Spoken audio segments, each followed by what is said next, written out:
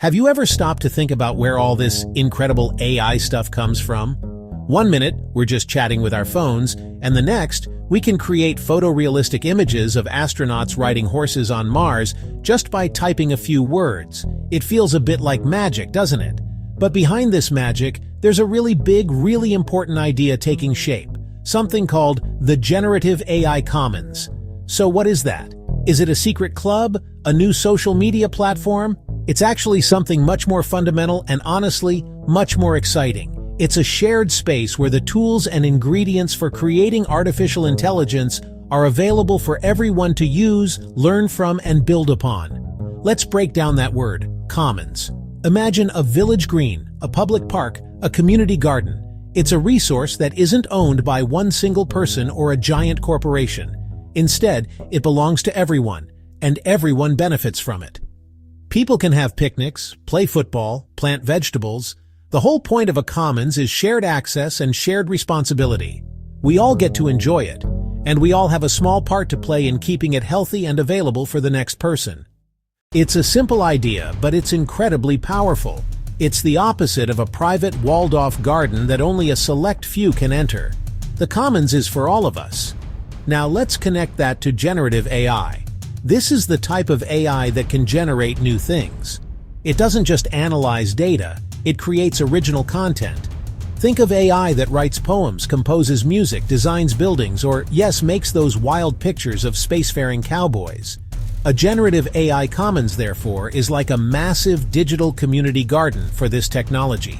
Instead of soil and seeds, the shared resources are things like AI models, the massive datasets used to train them, the computer code that makes them run, and the research papers that explain how it all works. It's a collective pool of knowledge and tools. This is fundamentally different from just using a commercial AI tool that a company owns and controls. When you use a proprietary app, you're essentially renting a finished product. You can use it, but you can't see how it was made. You can't modify it, and you certainly can't use its core components to build something entirely new for yourself. The Commons, on the other hand, invites you into the workshop. It hands you the blueprints, the tools, and the raw materials and says, "Here you go. See what you can create. See how you can improve this for everyone else." It's a shift from being a passive consumer to an active creator and contributor. This might all sound a bit abstract, but the Generative AI Commons is already here, and it's thriving. You've probably heard of some of its most famous residents. Take a model like Stable Diffusion, for example. When it was released to the public, it was a game changer.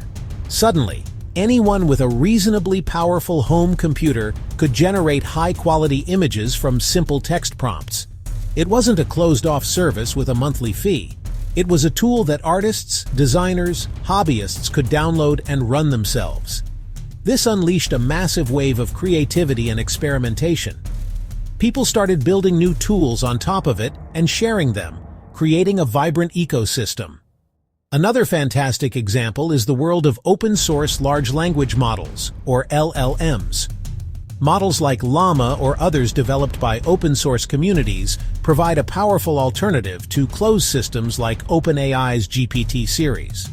While you can't peek under the hood of a proprietary model, these open models allow researchers to dissect models, understand biases, and work on improving safety and performance. This transparency is crucial. It means we, as a society, can have a more informed conversation about how these tools work and what their potential risks are, rather than just taking a company's word for it. The Commons isn't just about the big, flashy models either. It's also about the platforms that bring people together. A great example is Hugging Face, which has become a central hub for the machine learning community. It's like a library, a workshop, a town square. Researchers and developers can upload models, share datasets, collaborate on projects. A student can find thousands of pre-trained models to experiment with, along with tutorials and code to help them get started. It's a living, breathing example of how shared infrastructure can empower a community. Even the data that fuels AI is becoming part of the Commons. Projects like Common Crawl create and maintain a massive, publicly accessible archive of the web that anyone can use to train AI models. This prevents a future where only a handful of companies with resources to scrape the entire internet can build foundational models. By ensuring these raw materials are available to all, we foster a more diverse and competitive AI landscape. It allows new ideas and approaches to emerge from anywhere, not just from a few well-funded research labs in one part of the world. So why is this sharing so important? Why not just let the big tech companies build all the AI and we can just use their products? Well, the biggest reason is fairness and access. If only a few giant corporations control the most powerful AI, they get to set the rules, set the prices, and set the direction for everyone else. This creates a massive power imbalance, concentrating influence in the hands of a few. An open commons, however, democratizes this power. It gives startups, nonprofits, academics, individuals in developing nations a chance to participate.